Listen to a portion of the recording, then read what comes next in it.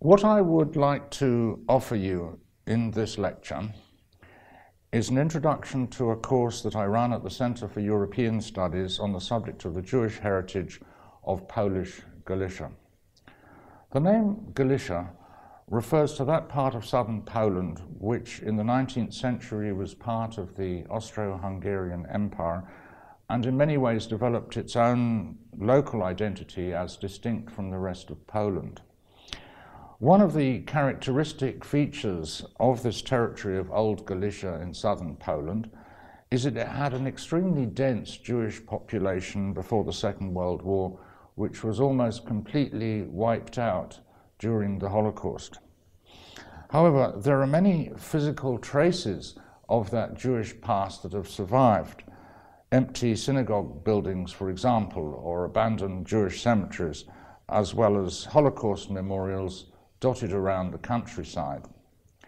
What this course is about is how to make sense of these ruins of the past. And so in addition to the classroom lectures, there are 3 study visits where I take the students to visit such places. But I'm also concerned with more abstract issues. How do local people cope after a genocide?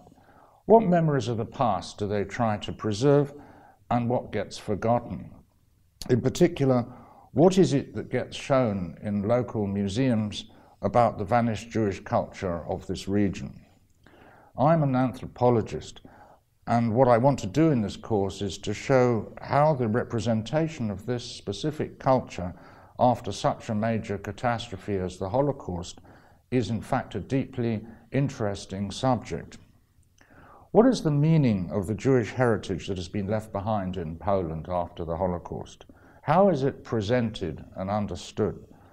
So in this introductory lecture, I'm not going to speak about the history of Galicia, but instead focus on some introductory remarks on the nature of Jewish heritage, and especially the challenge for museums. The course is intended for interdisciplinary students. No prior knowledge of Jewish culture is required, nor anthropology, nor museum studies. Yes, of course, I do run some preliminary lectures on Jewish religion and culture, but this lecture is not going to review that material in any depth, but instead jump into some of the main issues regarding the nature of the Jewish heritage and the challenge for museums, especially Jewish museums.